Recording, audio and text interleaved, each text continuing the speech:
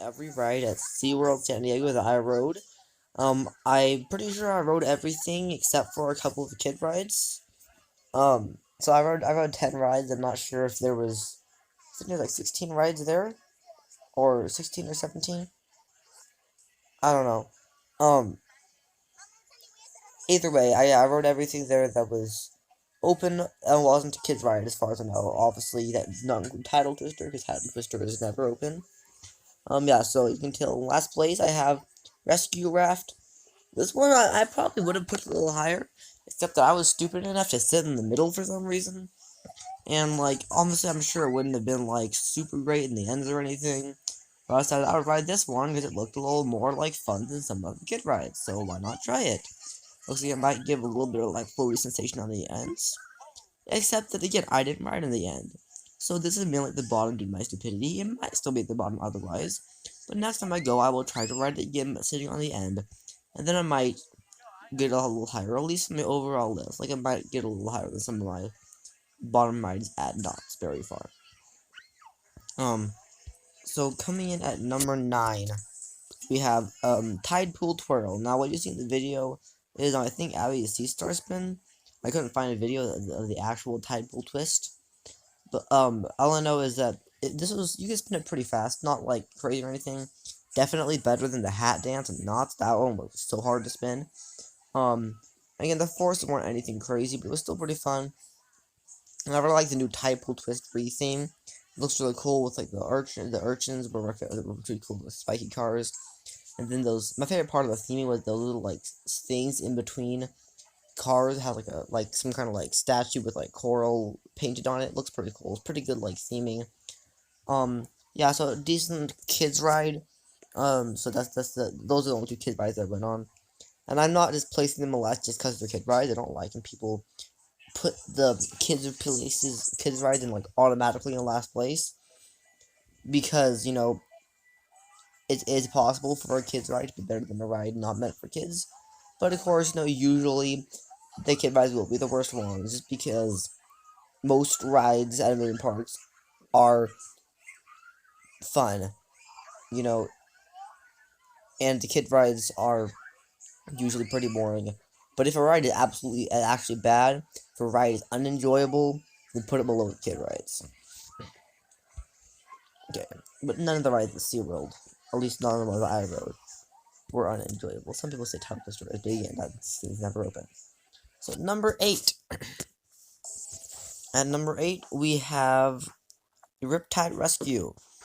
This was kind of like the Tide Pool Twist, just without the good theming, but it is better because it is faster. You go higher above the ground, you go higher above the ground, or high, but you go higher above the ground. You swing out and stuff. And yeah, it just goes a little faster. You don't really feel much forces besides speed. Like, I guess there might be a little bit of laterals, but I don't remember too much forces. But it was just pretty fun. It's just pretty fun, being a little higher in the air, so you can feel the speed a little bit. Overall, it's just a decently fun little ride. It's not really a kids ride, I would say, but like if someone put it in the kids section, I wouldn't say it's too much there. It's definitely not. I'm sure there are kids rides out there that are more intense than this, or at least about the exact same. It's just a pretty fun ride, and it's also a very short cycle from what I remember. Not very short, really, but no, yeah, I see the video. Yeah, no, it is. It's a short cycle. It's like a minute. It's like a minute long. Number 7 is Tentacle Twirl. This one cycles a little longer. This is it's definitely better than the one at Knott's. It goes a lot faster. You get some bit of a stomach dropping feeling coming around the crest. You don't get as much of a, like, the one at Knott's. One thing that was better I felt a little bit of feet tingling on the valley of it. I don't feel that at all on this. But either way, it's still fun. It's faster. You feel more stomach drops. And it was also scarier because my left chain kept, like, catching on itself. So whenever I went up in the crest, up from the valley, I would hear and feel my chain, like, snap. It felt like my chain was gonna break. I knew it wasn't, but it definitely felt like it. After riding 2 of these, I would want to try a Star Flyer, because I can imagine how crazy this ride would be 300 feet above the ground. But either way, coming in at number 6, we have the last non-coaster. Now I'll also promise that what I think is even worse. I don't really think too many people do this, but what is even worse than ranking all the kid rides immediately below all the adult rides is if anybody ranks all the non-coasters immediately below the coasters. Well, and people like, yes, I agree. And most people usually put the coasters near the top of the list. Coasters are better, but I feel like there are sometimes when people act like a certain ride is better than another, just because one's a coaster and one another is not. However, at SeaWorld, I just happen to think that the 5 best are the coasters, which isn't too much of a surprise because the coaster will almost always be the best at the park. Except for maybe something like Oaks Amusement Park, like I think their inverting frisbees probably better than what the Eurofighter. They only have 2 coasters there, you know. But you know, most big parks, the coaster will be the best. Either okay, I'm done talking about that. To talk about Shipwreck Rapids itself, it's I do like the Rapids ride at Knott's better, just because it has better theming, and I think it's a little more like intense as far as like you just go a little more faster on it. Mainly just because of the theming. The theming is what makes Calico River Rapids. For this one, what makes it I know actually this one's a little faster, maybe. Um, but yeah, again, just Calico River Rapids is better theming, so that's why I like it because it has some theming, you know, like you see right now in the video, but it's nothing like really like quite as immersive or anything. River Rapids, like Calico River Rapids, very immersive ride. I'm not talking about Calico River Rapids now, so I'll talk focus on Shipwreck Rapids. One thing that does do better than Calico River is how wet it gets you. This thing gets you soaked. Like aside from all the fact that it has, you know, the water dripping from above, which like you know, it's kind of it will get you wet, but I'm not gonna consider it like impressive or anything because it's kind of cheating. Not only makes it less fun getting the wet from it, but as far as the like how there are a couple, 1 or 2 rapids that because the best way you want to get a splash is if you have a drop right before a big rapid coming toward you. There was once where I went back on the back of I went down a rapid, and then a wave just completely went right over me and utterly soaked me. It was the wettest I got in the park, other than when the dolphin splashed us at the dolphin show. This is a very wet water ride, and I definitely think it is. I definitely recommend it. But there was another water ride at the park that I think is a little better just because it's more intense. And that is the Coast Parks and Water Coaster, Journey to Atlantis. Now, one thing I kind of funny is that between look at my coasters that I've ridden. I've only ridden 1 coaster from several. Like, I've never ridden any RMCs. It makes kind of sense because they don't really have 26, even though they're one of the best manufacturers. But then like the two most like numerous coaster manufacturers, Intamin and B&M. I've ridden. Well, I haven't ridden anything from Rokoma or Arrow. I've ridden 1 Intamin with an Arctic Rescue. I've ridden 2 B&Ms with Silver Bullet and Emperor. But I've ridden 4 Mocs. With the Sierra Sidewinder, Coast Rider, Manta, and now Journey to Atlantis. Which kind of, no, I just something wanted to point out. So, yeah, Journey to Atlantis will not be quite as wet as Shipwreck Rapids, though you still will get wet on it. But this thing, it has the drops. Obviously, they're not the most insane drops or anything. But the first drop is 60 feet. It doesn't really offer any airtime. I rode it in the back with my lap bar purposely not stabled, and you didn't get that much airtime on it. But it does thing like one thing I get annoyed at people acting like a drop has to have airtime for it to be good. That's a good airtime hill has to be good. Has to have airtime to be good. A drop, the airtime makes it better. It definitely airtime is a huge improvement to a drop, but a drop can still be good without it because of just the fact of the drop, just the free fall sensation, the pure speed, and you will get some G's just from coming toward the ground like that. Just drops are still fun even without a whole bunch of airtime on it because the feeling of falling, you know. Then you have that like no mellow water section. You can touch the water. I don't know if you're allowed to, but like maybe you shouldn't. But I don't think there's anything wrong with doing that. I don't see anything to get caught up in. But I'll just warn you, if there's something, you put your hand in the water after seeing this video and you get your hand cut up, don't blame me because again, you better watch out for something. I didn't see anything when I put my hand in the water though. And do not do it. Obviously, do not do it when you're elevator. If you're gonna do it, only do it in the water section outside. But if you get the elevator tilts a little, which is a little scary. But then the second drop and the little turn, the second and third drops, third one's not really, barely even a drop, but they don't really offer too much free fall sensation. Again, either one offer no airtime. This ride doesn't really have any airtime on it. Actually, to be honest, the whole park has there's literally 2 good moments of airtime in this entire park. And they're not even world class airtime or anything. But they're still pretty good, and I'll still mention them when I get to them.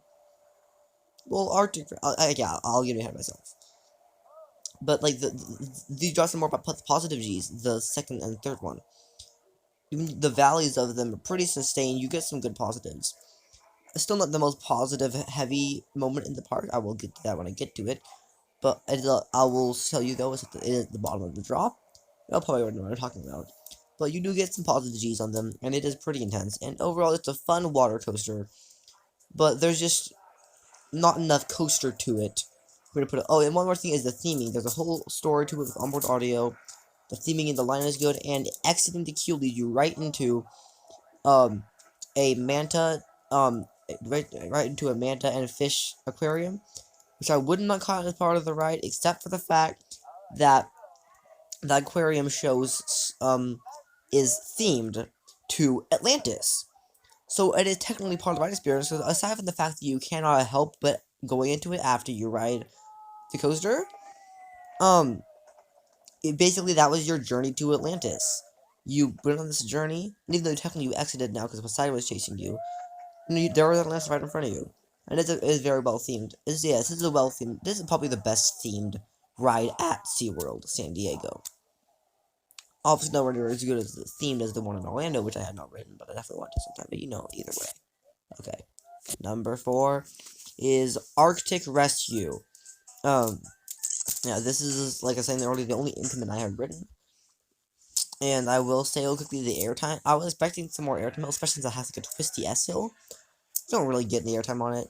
Honestly, you don't really get that many negative G's at all. This is more mainly about laterals, a little bit of and some linears and positives. Of course, the linears I mean the first launch, the third launch kind of. Third launch is decently powerful.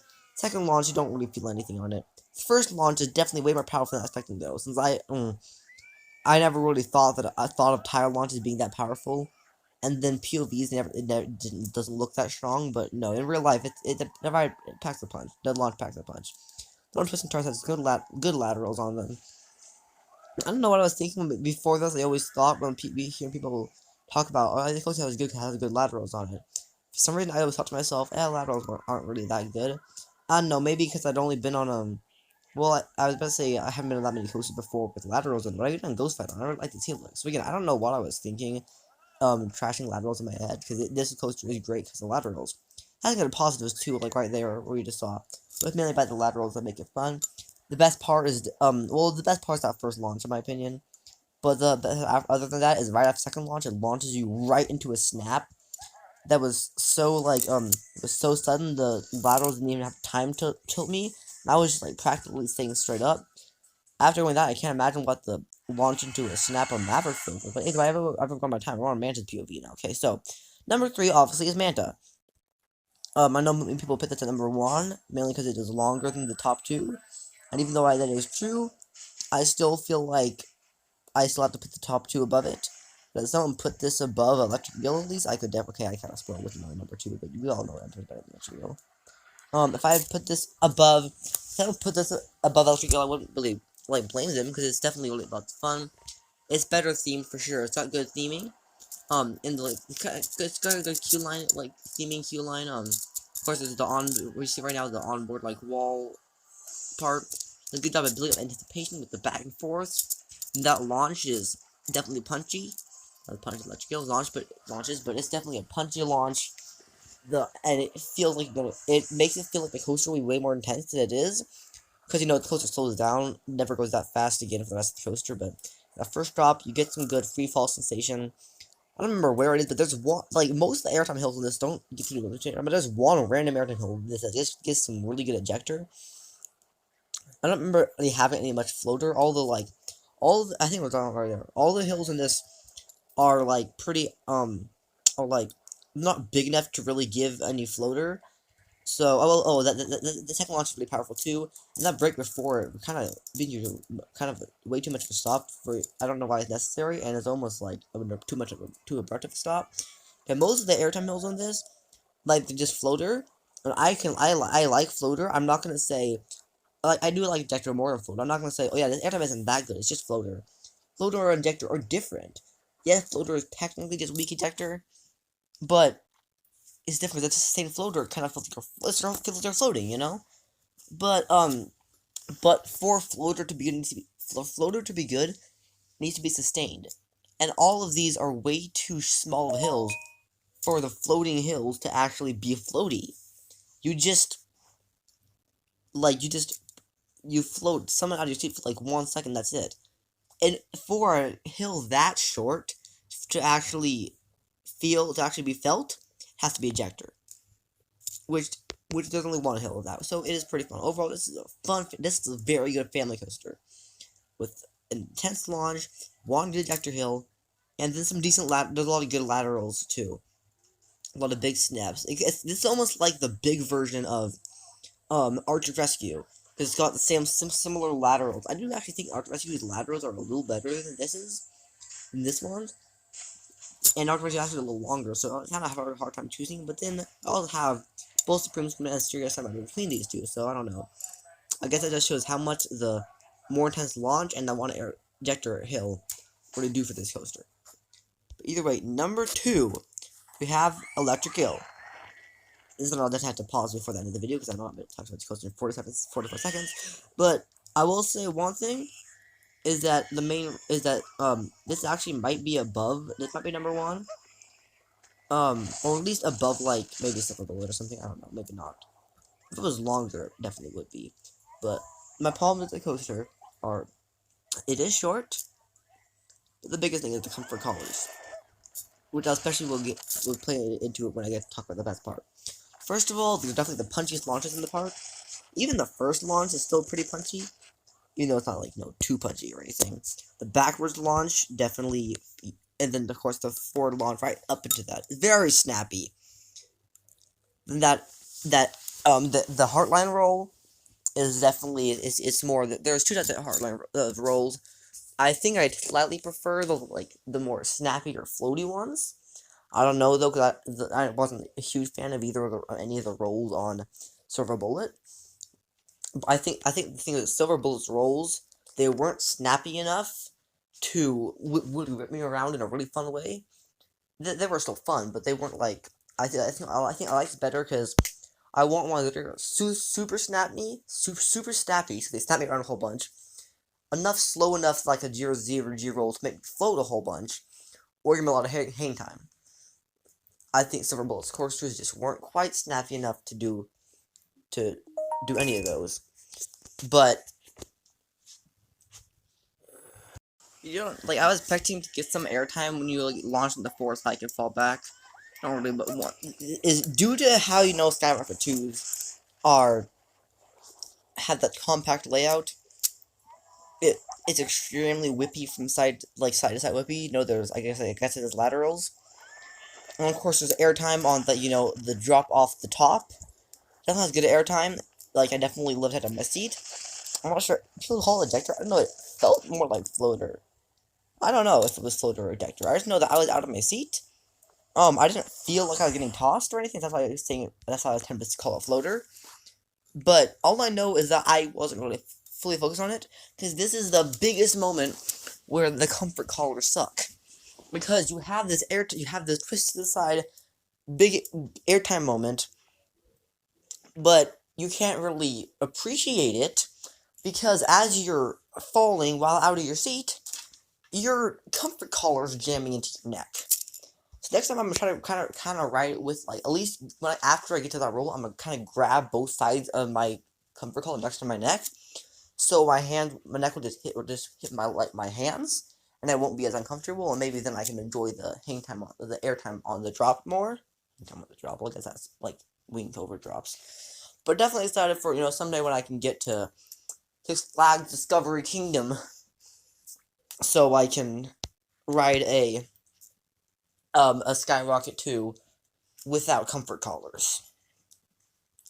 But yeah, number one, my favorite coaster at SeaWorld San Diego is not my number one yet. My number one is currently Ghost Rider. Though I will say that I do not think my number one, like Ghost Rider, will be as high on my list as many people's is. As even though it was great, I do not see how most other wooden coasters that are bigger than it will not be better.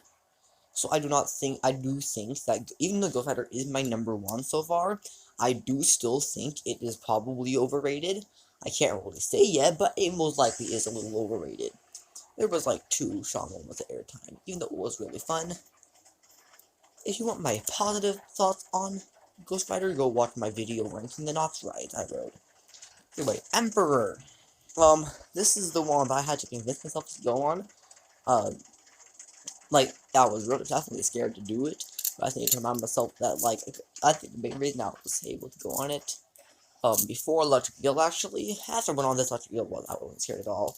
Even though I'd done Electric Eel before today, the first coaster I ever rode, I don't know why I was still scared to go on it again, but Electric Emperor, I could convince myself pretty easily, not really easily, but I could do it, because I knew there was just one intense moment with that drop, and the rest of it I could easily do. I'm not afraid of inversions.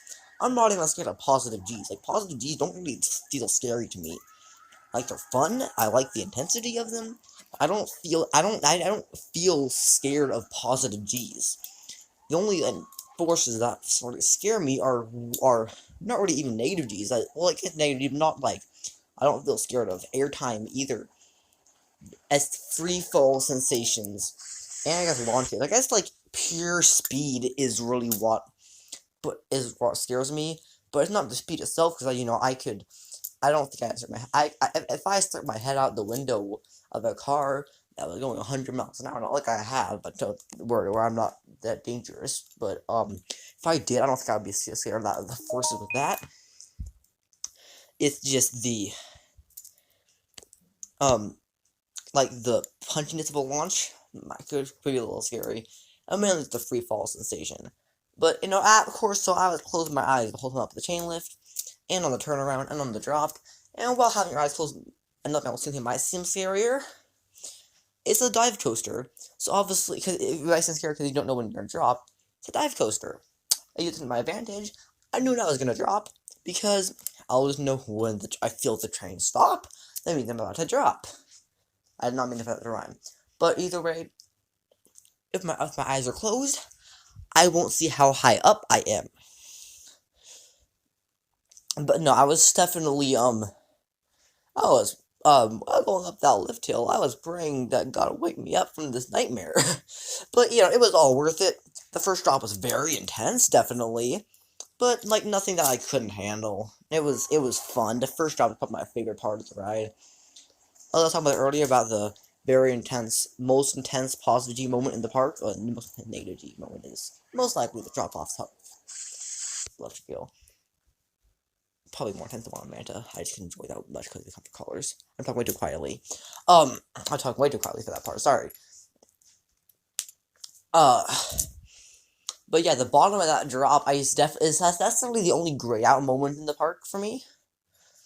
The most intense thing great moment I've ever been on was Silver Bullet's loop, but I could tell that it had a lot of G's. I do think I don't actually affect my vision more than it's blurry. I think I did actually start just I think my vision actually did black out for like a split second there, because I don't think it was a lot of, I don't know, maybe 4 G's or something. I don't know, maybe 4.5. I just know that it was over very fast.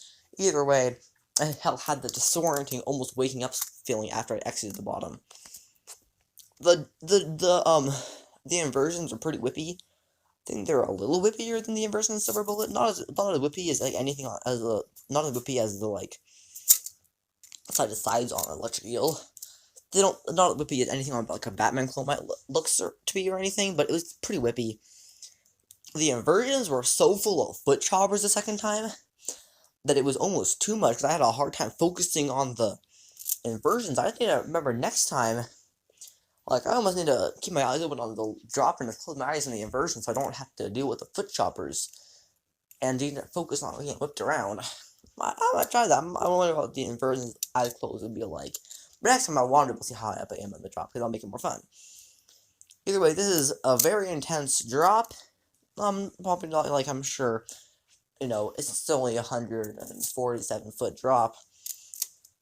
Many other drops are more intense, but it's definitely the most intense drop I've been in this. Not on drop towers, or Premium Scream's drop is more intense, but again, that's a drop tower.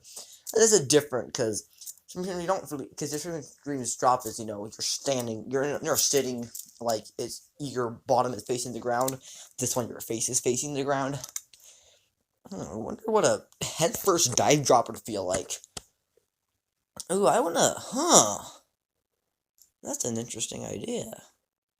Like, a drop tower that drops you head first? All of that would be dangerous, because, like, if it malfunctioned, well, most drop towers malfunctions at amusement parks are only by falling out of the sea. The ones that the brakes don't work, that's only at, like, catchy carnivals. I wonder what that would feel like. Everybody does something like a 4D coaster that could probably do something like that. Kind of like X2's drop, but instead of doing a full flip at the bottom, it's just a half flip at the bottom, and you go down the drops face first, literally head first. Either way, I'm getting off track. Emperor, my favorite coaster at SeaWorld. I don't know where the next park I'll be raging ride that will be. Probably most likely Castle Park. Though I'm definitely looking forward to going to Magic Mountain sometime soon. And if I do, then I'll have a lot of rides during there. And I will try to, next time I go to a park, I will try to get my own footage. So I'm gonna have to deal with going through YouTube videos and have advertisements and pausing the video at the end of each video, So it will be a better video than to have my own footage. You don't have to like loop through the same 3 clips over and over again while I'm talking. It'll be better than this. So if you thought like, yeah, I want to subscribe, but the video wasn't that well made with all the, because of it being just screen recorded YouTube videos, I will fix that next time. There will not be any more screen recordings. You will not see my mom's text come downstairs, which, just if you're wondering, I did go down there. You will not see my dad's emails on Instagram. It will just be edited clips that I edited together myself. And so, yeah, so please subscribe. It might be the first time I've actually asked to do that. I don't know, maybe just because I don't know. Either way, yeah, please, like, if you like the video, please like it. And if you want more videos about roller coasters, well, if you want more videos about roller coasters, go watch Airtime Thrills or something like that. If you want an occasional video about roller coasters, and a lot more like meme shorts or an occasional trick shot videos, and like and you can check out my shows, and if you like those trick shots, you can subscribe. I honestly don't really recommend you subscribe for a whole bunch of coaster content, even though I might get more of that coming out soon. And I do have some Ultimate Coaster 2 POVs that I post after I make a coaster on that. I haven't made one in a while, but either way, if any of that sounds good to you, then please subscribe. You probably are not still watching. And, me going on for this long about stuff you wouldn't want to don't care about is gonna probably affect my impression, my, most times watched, and probably affect the algorithm recommending this, so I probably be quiet now and end the video. So either way, goodbye, and I will see you, next time, either when I post a trick shot or a short. Will it be a short? Okay, yeah, I'll see you next time, either when I post a short, or when I go to Castle Park.